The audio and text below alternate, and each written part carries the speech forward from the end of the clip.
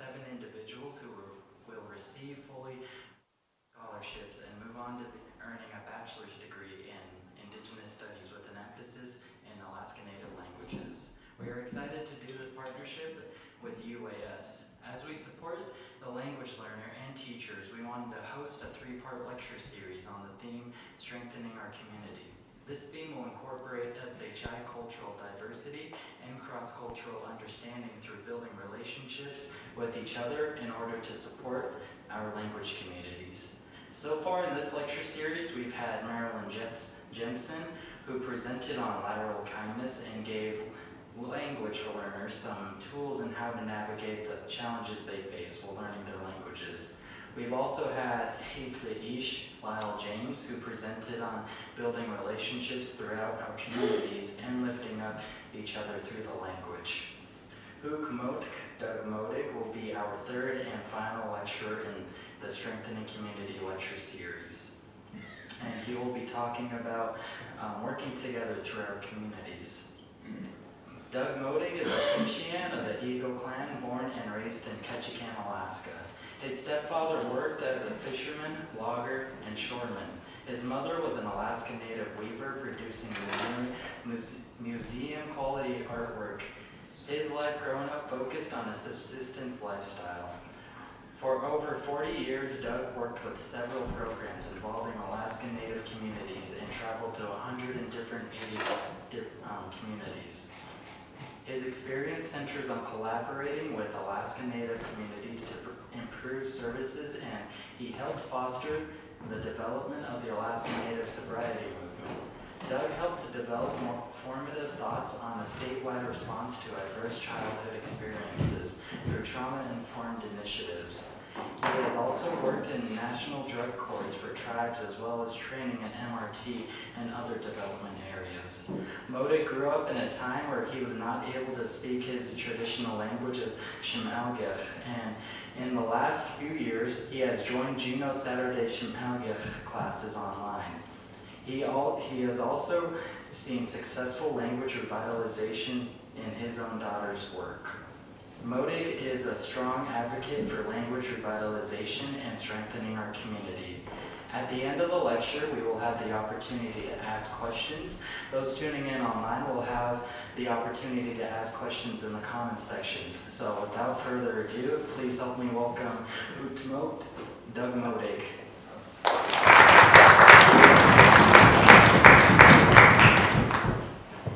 So, all of that is true. And more. So I did, in fact, grow up in Ketchikan and Mescapa. My tribe is Tsimshian, and I'm of the Eagle clan. And the way that you say hello is Dilan. And I try to say a word, a native word that comes from my tribe. And it's difficult for me to do because I can't keep language in my head, barely even English. Right? But every now and then, I do. My daughter, she asks once in a while, how many languages do you speak? And I said, well, oui, that means yes, in French, that's one. And I just begin to add them up. Right? But I grew up at a time when it wasn't okay to be an Alaska Native in Alaska. It was, and this, I'm just going to set some context. I don't want to go into a lot of our history. But it's safe to say that it wasn't okay. It wasn't okay to speak the language. It wasn't okay to be a native. It wasn't okay to dance the dances. It wasn't okay to do the carvings. All of these, the clan house here, they're part of the history. Right.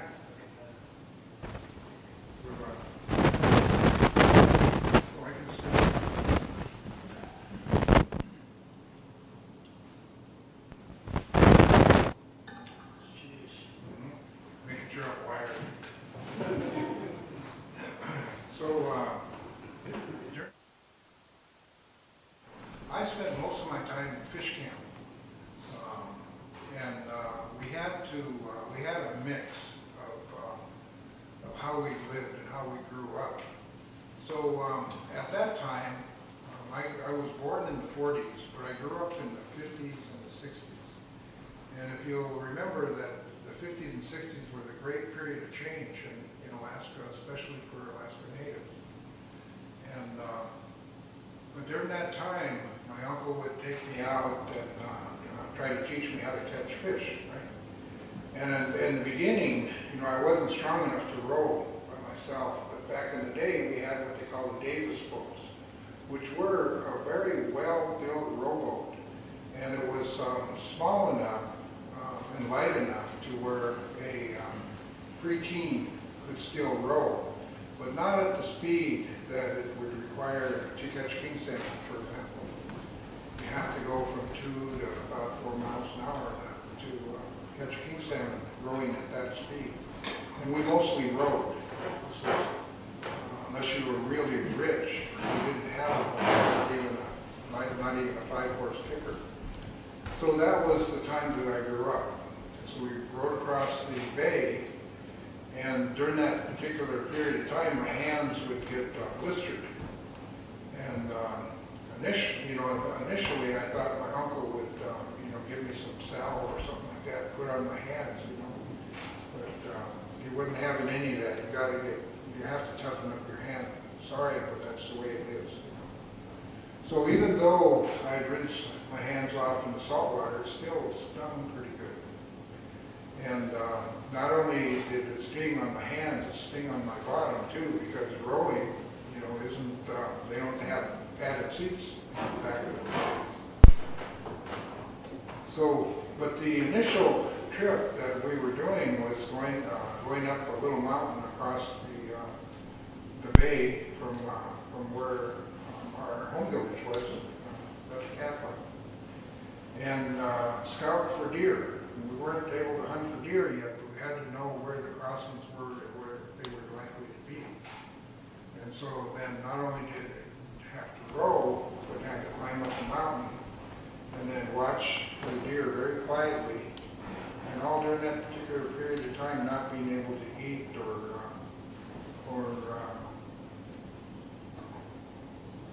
experience the comforts as well, like one would if you were wandering around here in Anchorage, right? Stop in a little store and get a Snicker bar. No such thing back in the day, right? So so getting down, getting down and then rowing back across the little bay, it was actually a pretty hard trip for me. But I didn't complain, and I got the feeling that you're not supposed to complain during that particular period of time, because you think that you were a sissy, not very strong, and wouldn't be able to contribute to the community. And the worst thought that I'd have is they'd throw me out. Later on, I thought, man, why don't they throw me out? So I'm not much use to anybody. But that's how it was for me back in the day. And so my uncle I noticed when we came into shore that there were people standing there, and they talked to my uncle, and they'd introduce me as his nephew, and that they would talk about how I would that he hoped that I would be a good helper, and at the time I thought it would be a good idea to be a good helper, being noticed as a good helper. But it was hard work, So the things that we did was we would go and get a log, drag it back to shore, and then cut it up. And in those days, you cut it up with what they call a whip saw. And so I'd be in one end, and my uncle would be on the other end, and barely pull that saw through the log. But we did that pretty regularly. That was one of our jobs, cutting logs. But the part that was a little distressing to me was that the people that talked to my uncle and waited on the shore, they would take whatever we produced, whether it be wood, whether it be fish, whether it be Dungeness crab, whether it be clams. They'd take it and take it home. And I thought, well, okay. But then on the other hand, I was thinking about a conversation I had with my mom, and what she said was, bring some dried fish home. bring some dried clams home. And she liked it, especially the kind that was threaded with cotton kite string, basically, and dried. You know, take that home. Well, when we got back to the shore, we didn't get to keep the harvest. The people that were on the shore were the ones that kept the harvest. So I thought, well, that's not a good thing. But I was so busy I didn't really notice it, right? And so we caught halibut, we caught king salmon, we caught red salmon, we caught humpies, we got clams, we got abalone, we got crab. And all of that was, the people that sat on the beach were the ones that would take it. And so I thought about that, and then after a while I began to resent it. Because, you know, what am I going to tell my mom when I get home? You know, she'll think that I was dead, you know, when I was over there in the cabin. Wouldn't able to bring anything home. So, and mostly because I didn't really have anybody to talk to. You know, I just kind of thought about this stuff, completed the day, and then went to sleep. And it went on that. That was pretty much how I grew up, was raised, tradition, was learning all these different things. And the thing that I learned to value ultimately was, well, you know, because I know how to do this, when I get back home, then I'll get my own boat, and I'll do my own hunting, and I'll do my own fishing. And then I don't have to share with anybody, right? This is not. So, but at the, and so this is a composite of how I grew up in camp. So when working in camp and working with the village, with my uncle, a whole different world than the non-native world. And the non-native world, part of it was about churches, part of it was about schools, part of it was about dealing with the non-native kids, you know, and ultimately fighting to survive. And so with the foundation of my culture, you know, I always felt like I had something to fall back on. And but growing up in Ketchikan and growing up in Metlakatla are two different things.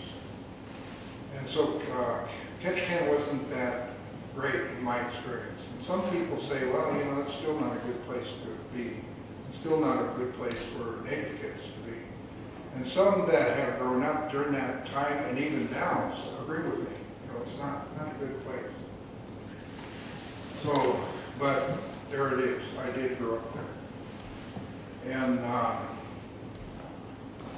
one of the things I noticed, one of the experiences that I had was that the food that we got usually came from my uncles. You know, they would bring us the sort of the leftovers from the fishing season. They'd bring it all up to the house. They'd bring us salmon. They'd bring us halibut. They'd bring us things that we could put in the freezer. And that's the good side, is that we ate pretty much traditional foods during that particular period of time. But if we ran out of food, then we basically were on our own.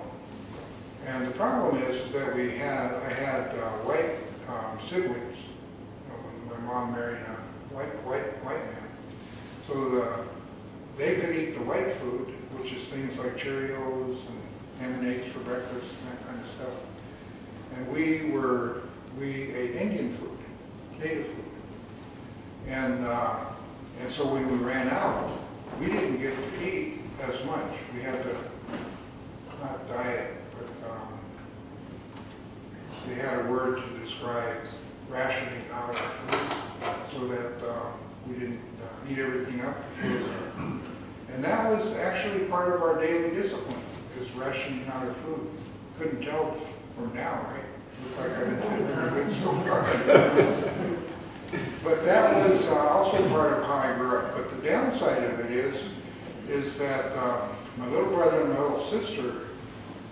would, being kids, they would be hungry. And sometimes they'd cry from being hungry. And for myself, you know, I felt pretty bad about their hunger and their hunger pains. And so what I did was I began to steal food. And I learned how to work the can openers. And this is all like before first grade. You know, steal food. And when you get caught, you get beat. And it didn't make any difference, you know. And you know, we try to say, well, you know, my siblings get to eat food. How come we can't get to eat food? So, well, you're going to have to be tougher for the world to come. Man, that is so wrong. But if you told them it was wrong, then you get a worse beating, right? And so it just accelerated. It got worse and worse and worse. Anyway, I became a heathen, or I was a heathen, even though Metlakatla was a Christian village. Because what I found out was that because you steal, because you don't like your parents, you're going to go to hell and you're going to burn. And I asked my older sisters, really? And they said, yep, that's right, you're going to burn. You don't behave yourself, right? Well, I'm not going to give up stealing. And even at that age, when I'm born a sinner, I'm just born bad, right? I'm kind of like that injustice person. Yeah. But that was my reality. That's how I grew up. And so I knew that I wasn't, well, you know, what I did was I cut off being a Christian. And you kind of think about how your mind works as a little kid, right? And this happened during one of the Christmas holidays. I think it was Easter. And what they said was on Friday, if I remember correctly, the Savior died for your sins, right? But then on Easter, he changed his mind, and he said, well, I ain't going to be dead. So he came up, rose up again. And so I said to myself, well, I'm not going to be Christian. And so that's how my head worked back in the day, right? And some people said, you're going to die, and you're going to burn forever. But I am, in fact, a real-life heathen. And that's how I grew up. That's how it was for me. And every now and then somebody tries to make me be a good person, right? Or what their definition is of a good person. But, you know, I pretty much stand on what I believe and what I notice. Problem is that I'm able to articulate it now. I'm able to talk about it now. But back in the day, you know, I wasn't able to talk about it. And what I had was an infernal of rage. I was mad at everybody, and mad at everything. And so when you're trying to live in the modern world, you're trying to live out in regular society, and that you have an attitude, basically, and if you're angry all the time, right? People, they don't necessarily pick on you, but it felt like people were picking on me. If I was walking down the street, then, you know, this is like a true story, right? If I were walking down the street with my non-native buddies, and they would be told to go home, it's after curfew, they would arrest me and put me in the juvenile detention home. And it would cost my family, you know, money to come and get me. And I said, well, just leave me here. And so then I ended up in foster care. And in foster care, the part of my experiments, just one more example of this. I was in a group home. I got put into a group home, and we're sitting in the group home, and I came in there the night before, and they gave me a sandwich, right? So I ate my sandwich, and then I went to the sort of cell, right? And when I'm in the cell, the guys are asking me, said, hey, did you have any extra food? And I said, no. darn.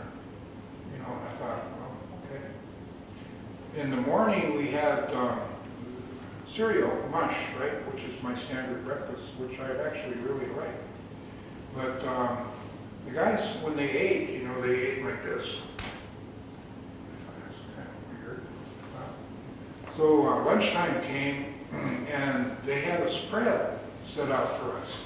Lots and lots of food. And so the guys were stuffing food in their pockets. And so they stuffed food in their pockets. I stuffed food in my pockets. And then we looked up, and it turned out to be some peoples in authority were just looking at us, shocked that we would be stealing food. And it turned out that that was the way that they did that. You know, they would get money for food, and then they'd pocket the money that they got for food, and they'd let us starve. So that's how it was. That's how that was another part of my upbringing, right? So by then, I was really angry, and in a lot of ways felt like the world owed me a living. But the other part of it was that in order to kill the pain, to kill the anger, I drank a lot. And the only place that I could find other Native people when I left home, escaped from home actually, was in the bars, what they call the Indian bars.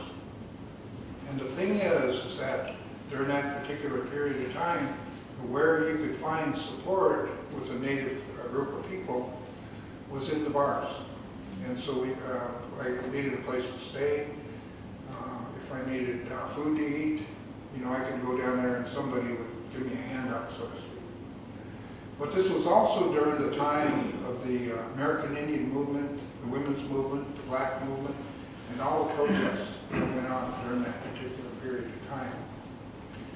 And it came to be that I was tired of this life.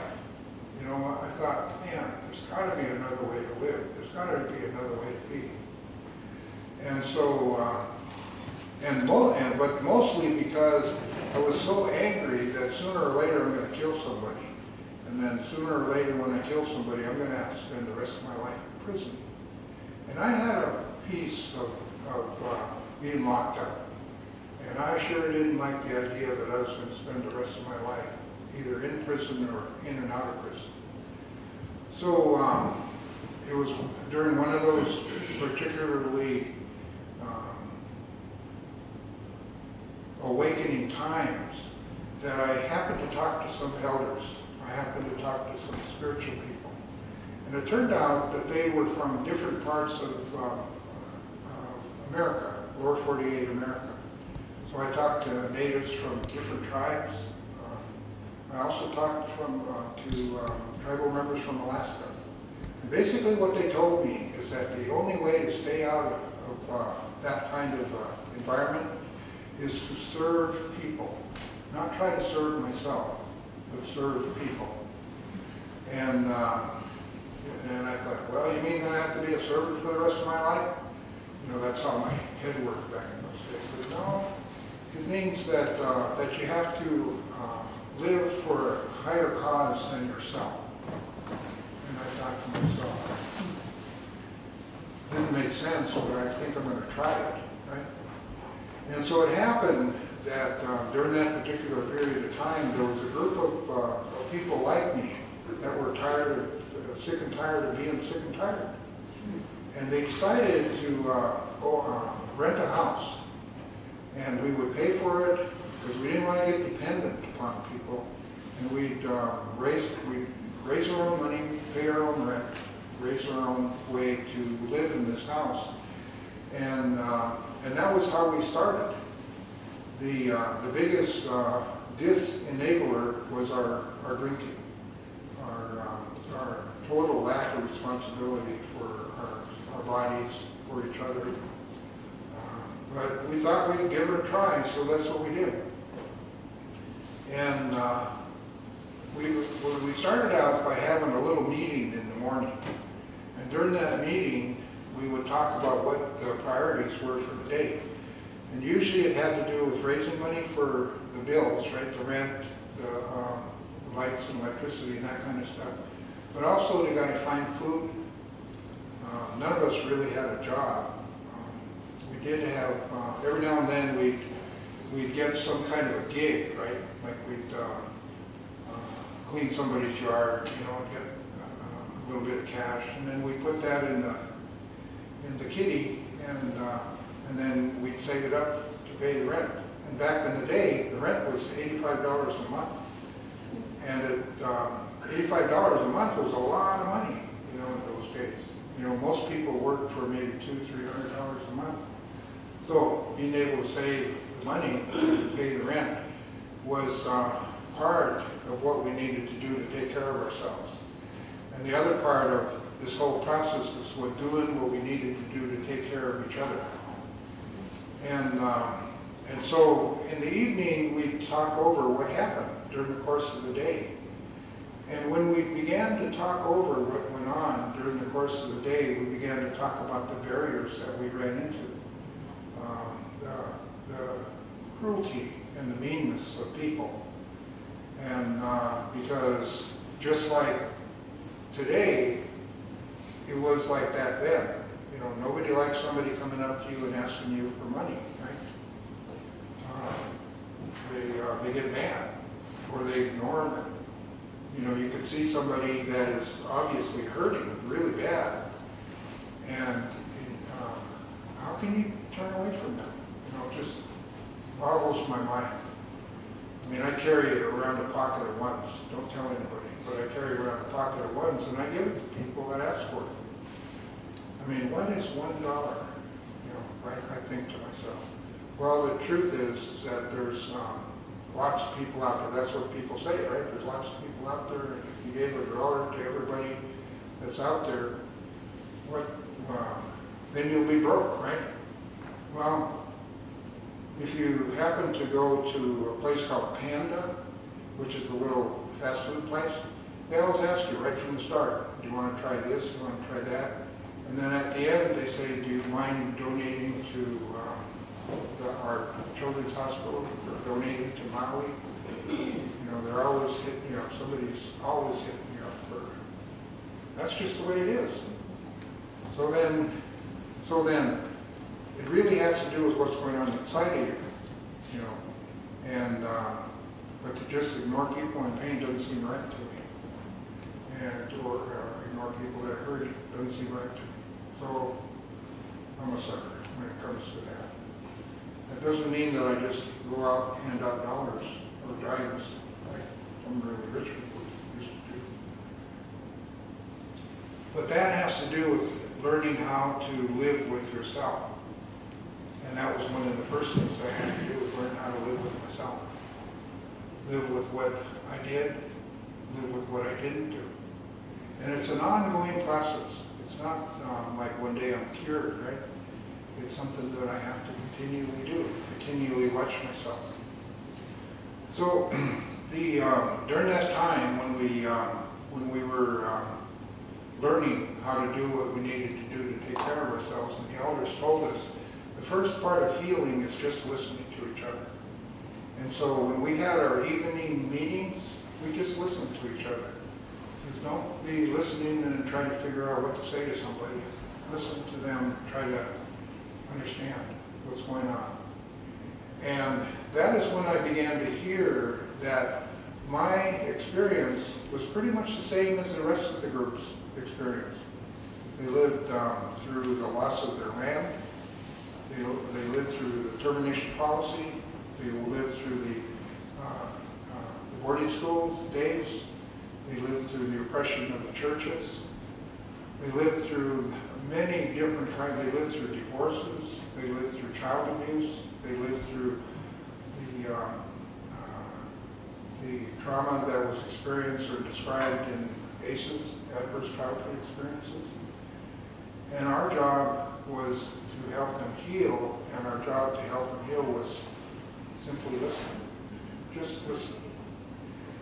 And you know, when you're really angry, you know, you ought to jump up and you want to do something.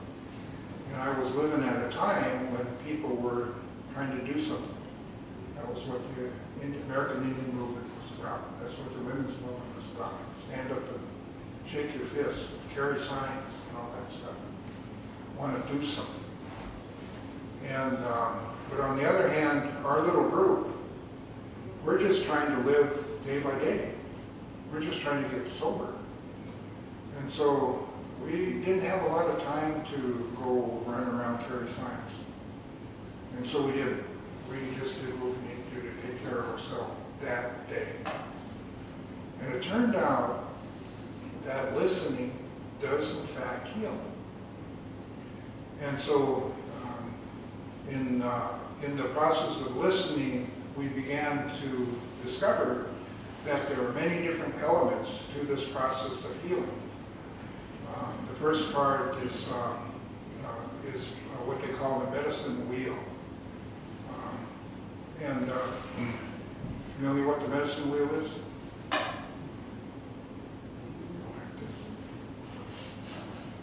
Medicine wheel is made up of 4 elements, right?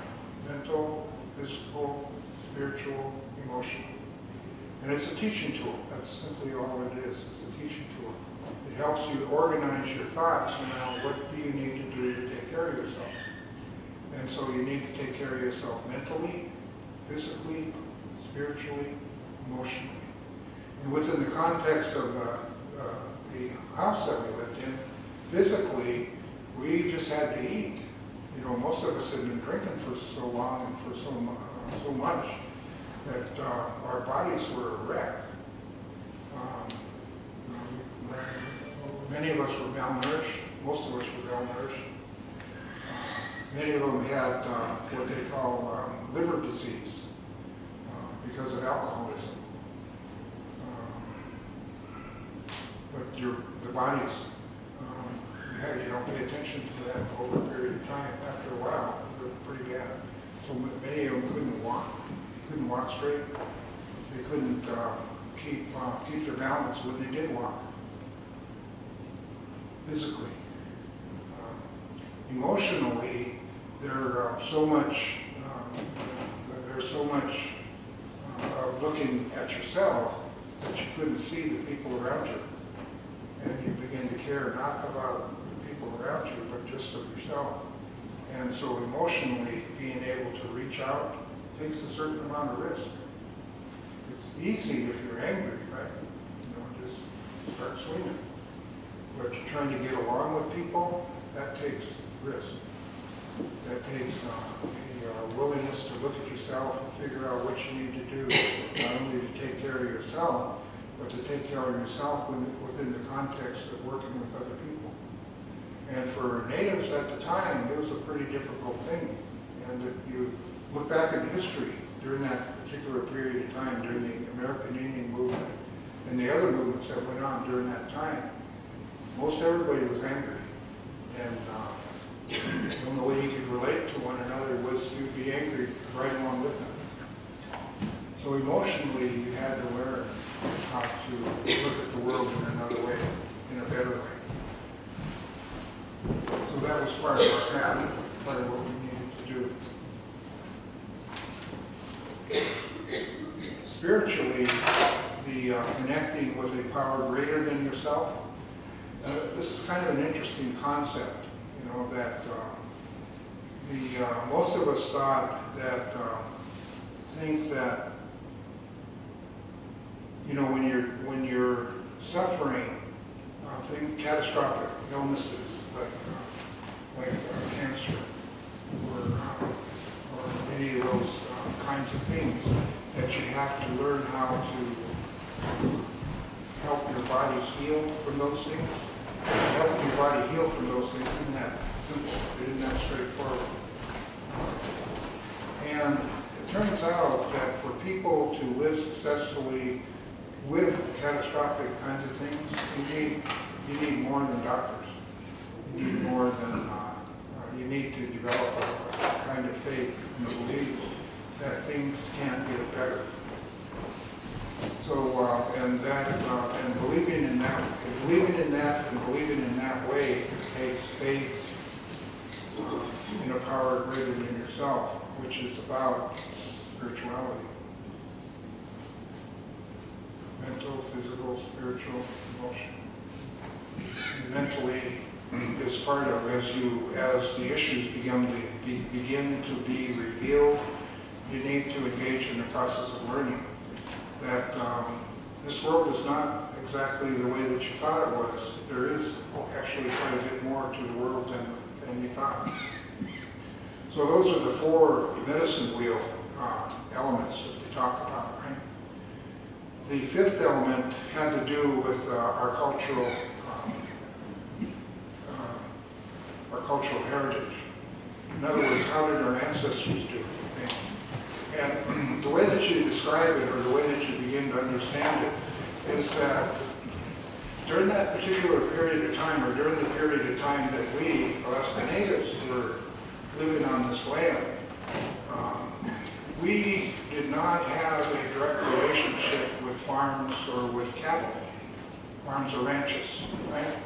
We pretty much had to know the animals, we had to know the seasons, we had to know the plants, we had to know them so intimately that we could live successfully in the modern world very successfully.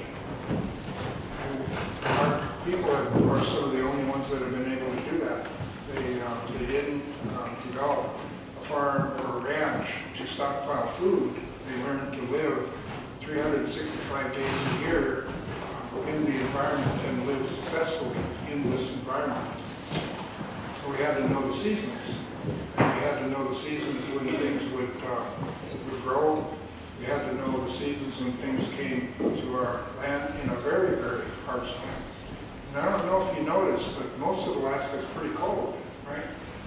And if it's really cold, you're not going to survive very well unless you're able to do what you need to do to take care of yourself within the context of our environment. So those lessons were passed down from our Creator, right, and our culture, but also nurtured by the earth that we live on. And so then I have talked about 6 elements, right? Mental, physical, spiritual, emotional. And symbolically, I talk about Father Sky, which has to do with our culture. And then I talk about Mother Earth, which has to do with the land that we live on. But healing within that context has another element, and that is what I call, or what is called volition, willpower. We have to want to. We need to awaken our will. Because what we've learned to do in this society is we learn to wait for somebody to give us a handout, so to speak. Now, the 2 closest symbolic entities of that are the Bureau of Indian Affairs and the Indian Health Service. And what they did was they taught us how to be dependent upon them to take care of us. See the relationship? So then we didn't know how to take care of ourselves. It says if you accept our food, then you don't have to go hunting. You don't have to go fishing. You don't have to provide for yourself. So when you take a handout from people long enough, you don't know how to take care of yourself. As a matter of fact, most of our young people don't know how. They don't know how to fish. They don't know how to hunt. And you might be able to learn how to do that stuff, right? But then you forget how to eat it. Like one of my favorite foods is hooligan oil, right? A lot of people can't stand the taste. They can't put it in their mouth. They don't want to eat seal. They don't want to eat whale. They don't want to eat poke seal, which is in the intros of seal stuffed with salmon. They say, right? They don't want. They can't stand the taste. And actually, if you didn't or couldn't eat that kind of food, you didn't live, because that's how you heat your body up from the inside. Especially if you're out and about, right? So, but if our people became dependent upon those things, so they lost the will to do what they needed to do to take care of themselves. So there were 7 elements. So all of that happened in the 50s and the 60s, and it began to change in the 70s. And a couple of things, a occurred during that particular period of time. One is that people in my generation, which who had made me in the 20s about then, had gone out and began to learn that we needed to do what we needed to do to take care of ourselves. And it happened that they wanted to create a system. Two presidents wanted to create a system where we could live better. One was Johnson, one was Nixon. And people think, wow, they were part of the Vietnam War and all that stuff, right? Well, that is true. But the other part of it is they wanted to make America a place that everybody could thrive. And so they created a couple of initiatives were passed during that particular period of time. One of them was the Office of Economic Opportunity, which created programs, including the Johnson Valley program, and which funded the original language programs and culture programs that built this building. Look back far enough, you'll know that that's true. The other one was the Alaska Claims Settlement Act here. There was another one related to Lower 48 having to do with the gaming commissions. But what it did was it put cash money in the hands of the Native people. And when it put cash money in the hands of the Native people said, what the best way to advertise and to stay in business, advertise our business, stay in business, was to promote our culture. And so they began to build these magnificent structures, and they funded artists to build this building, clan houses, totem poles, and also tour guides. They encourage the development of language for people to speak the language. So all of that came together 50 years ago. But it is hard to change. The oppression and the depression that Native people had up until that time is so difficult to overcome that we're making steps toward the future, but tiny, tiny, tiny baby steps. But that's how it started and when it started.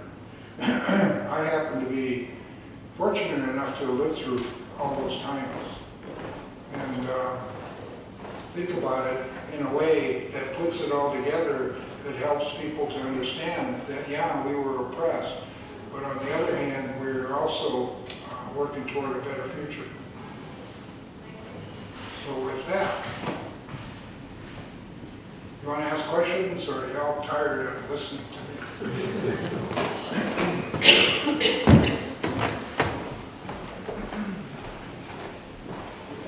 Yes? So I came in late. Thank you very much. I'm honored to be here. I came in late. I'm sorry. How much of the path has been from your perspective, like from the First Nations efforts or resistance? How much of it has been kind of government-led, would you say? How much is, let me understand the question. How much has the depression been government-led?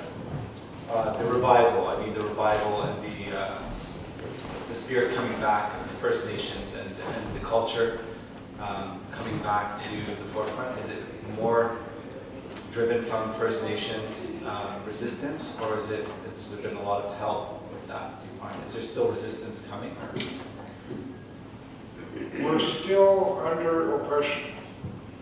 And one would like to think that the government, it's kind of the way that the old joke goes, it's like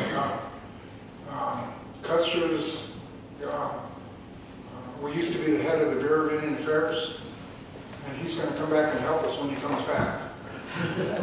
Right? Well, we're still waiting. In the meantime, and this is kind of, I take kind of a harsh view. I don't believe that the society, the way it's set up right now, is helping anybody. I think that, like for example, 22% of the world, the wealth in the world goes is to 2% of the population. The rest of us are barely hanging on. Now, it's incremental, right? You know, there's some people that are able to go travel around and do different things, but they're not benefiting from the government. They did it from their own works. And so all of these that happen here, this isn't government funded. This is from our own efforts. Kind of harsh, do you think? Yeah, but, you know, coming from Canada, it's not. Yeah. So I would like to add to that. The only reason we have all of this is because we onboard. The government, if the government had it their way, we would not be here. The tribe I'm enrolled with got rid of blood quantum, and blood quantum was put upon us, so the government would no longer have an obligation after a certain point. We are 1/8.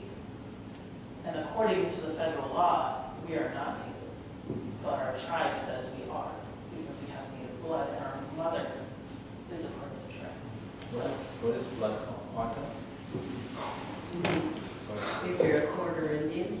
yeah, so blood quantum is the government saying how Native we are by the amount of Native blood within us, like how the United States government said 1 drop of African blood is enough to make you a slave. You're from Canada? originally, Lebanon, Syria. It's the government, it's not our Native ways. Sure. We don't qualify as fire blood. So can I ask, so can I just ask, to clarify, so if you have, You like, online.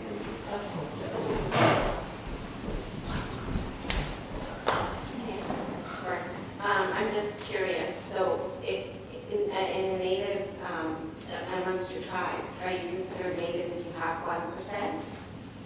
Okay. So it's a point of contention, and it's all over, and it works all over the country, all over the United States. So there are some tribes that disenroll their members.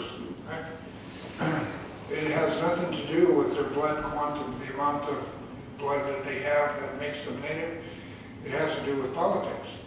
And our tribe, I think we're in the same tribe, right? Lincoln and Haida? Yeah. No. Tsimshian. Tsimshian is my tribe.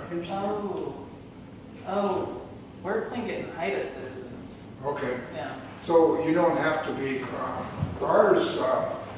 our tribe refused to be a part of the Alaska Native Settlement Act. And that you're a member, if you live there for a year, they don't ask you how much blood you are. It doesn't make any difference if you're Tlingit, Haida, or Tsimshian. You can be non-native, actually. But the land is owned by the tribe. But the right to live there is based upon your occupancy, which is not the same as it is all over the United States, right? So, you know, like my son, he knows how to fish, but he refuses to kill an animal. Now, that means then that there's a part of his culture that he just won't accept. Does that mean that he's not a Native? He's a Native forever, right?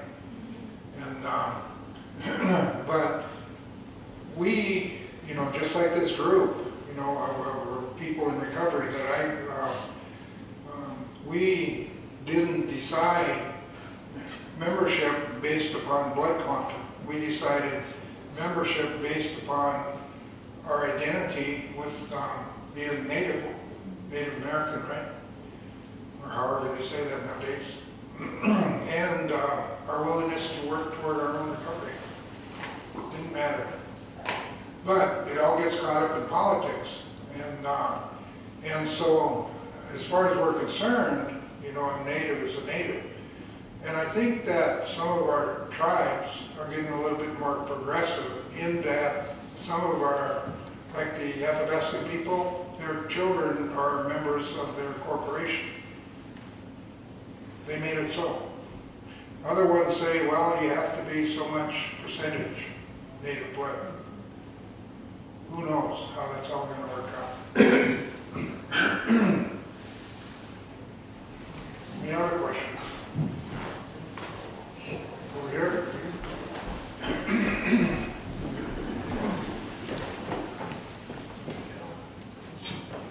Thanks, Doug.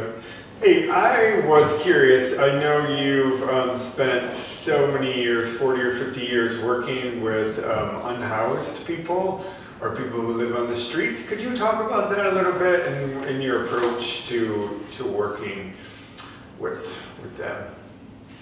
So, you know, the population that I work with would be described as street alcoholics.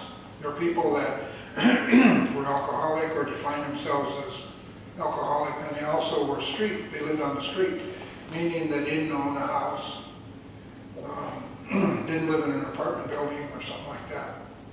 And so initially what that has to do with their own choice, volition.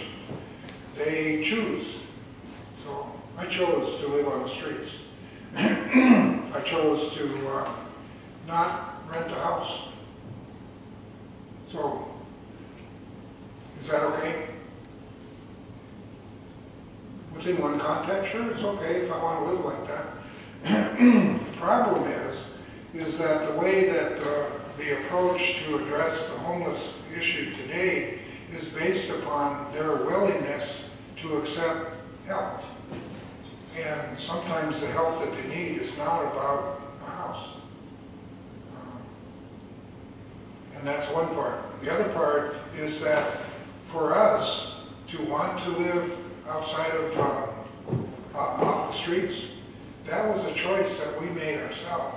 And part of what helped us get that choice was to be asked. And a lot of people never even asked the question, do you want to live on the street?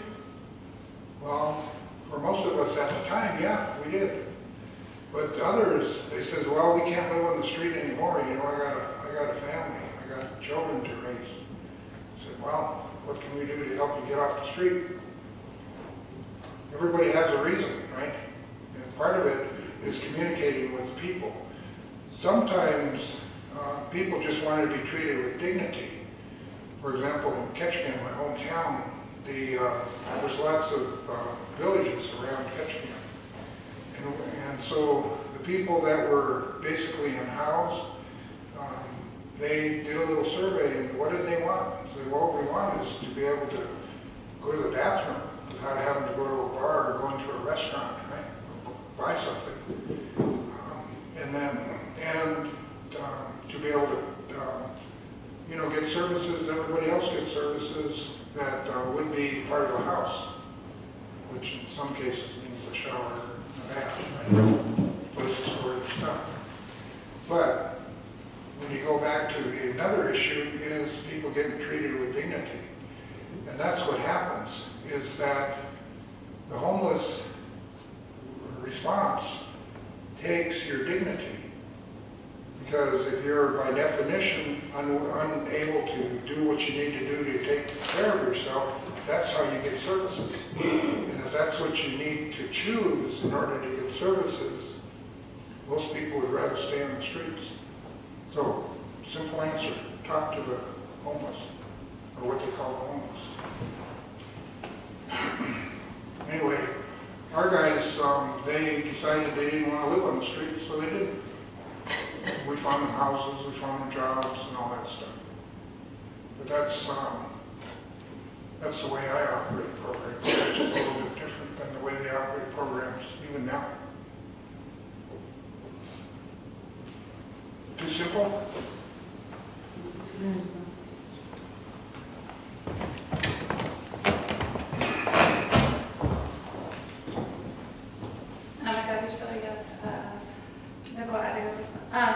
During the time that you talked about in the beginning of your lecture, when you were going through the hard times, trying to find food and such.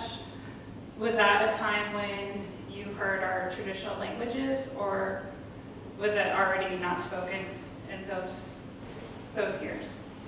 And the final part is, when was the revitalization coming back? So I come from Metro Catholic. It turns out that my grandmother and grandfather spoke Schneller in the home, and they were odd. Nobody else did. Nobody else in the village did. They all spoke English. And so, but my uncle, I lived in his house, so he spoke to me in English. And then when he didn't want me to understand what he was saying, he'd talk Schneller. So I'm just making that up. I don't really know, because I don't know what he said. But during that particular period of time, the language was on its way out. And so the way it changed, or when it changed, was when our group, went away and then came back and began to write grants for language programs and cultural programs, including the first director or the director of Clinton and Haida for many years, Ed Thomas. I was one of the first planners for that particular group. Back in the days, it's like in the early 70s. But it was a slow process. The other thing that happened in the early 70s, though, was the passage of the Alaska Native Settlement Act. And then the corporations began to promote the language and then the arts and crafts. So that's when that all began to happen. And it's growing. It's been growing ever since.